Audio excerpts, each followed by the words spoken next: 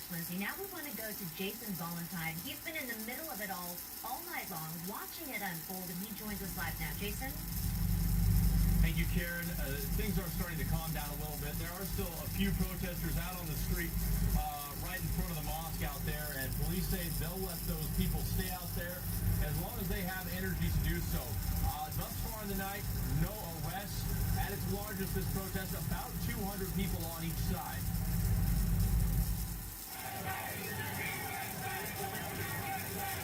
The national debate over freedom of speech versus freedom of religion playing out in front of a Valley mosque. Stop perverting the First Amendment! On one side, a group of anti-Islam protesters and Second Amendment rights supporters who held a Prophet Muhammad drawing contest similar to the one in Garland, Texas, where 2 terror suspects were shot and killed. Those 2 suspects had ties to the Phoenix Islamic Center. So do you support the overall religion of Islam? Not in any way, shape, or form. Keep it to themselves.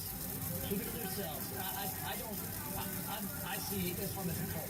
On the other side, counter-protesters and diverse supporters of the mosque. Some Christians, some Muslims.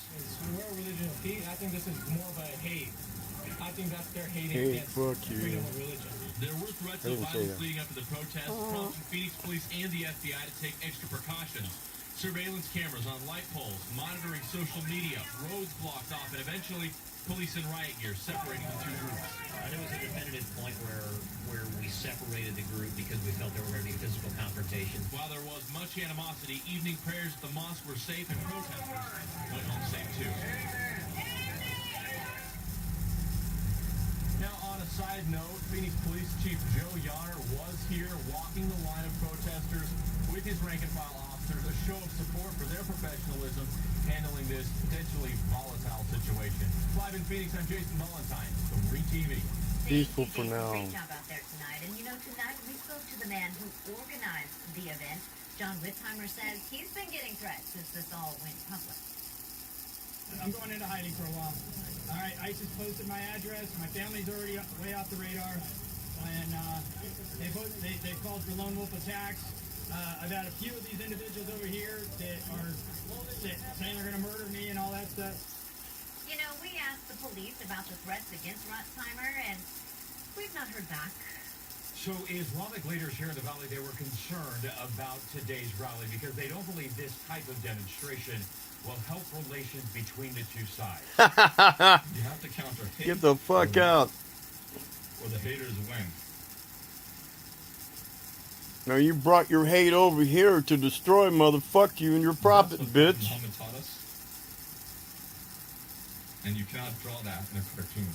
Drop your hate, burn your books, and move back to Mecca, bitch. Some people still showed up to worship today. And check out now some of the pictures that have been sent to us using social media, signs from both sides showing what they believe in. And while many people disagree with the anti-Muslim protesters, their speech is protected under the First Amendment up to a point. A Supreme Court decision back in 1969 ruled that offensive and hateful speech is protected by the U.S. Constitution, but that protection is taken away if it incites violence or illegal action. One constitutional law attorney we spoke to agrees, saying that our right to freedom of speech is not unlimited. I'm sure there are a lot of people who believe that they're entitled to say anything at any time to anyone. Well, it is unlimited, but you guys are putting limits on it now.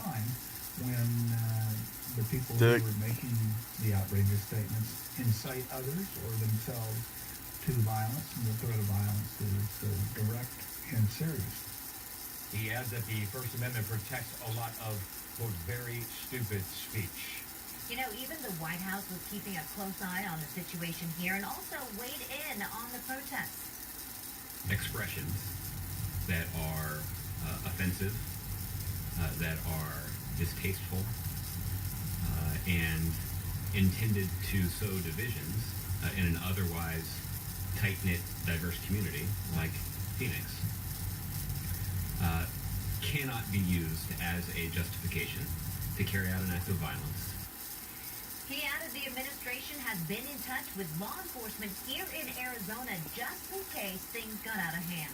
And you know, stick with ReTV on air and online for continuing coverage of this story. Coming up at 10, see what our our cameras captured when the organizer of the protest comes face to face with one of the Muslim leaders. We are following some breaking news right now in Phoenix. A serious crash has now sent 2 people to the hospital.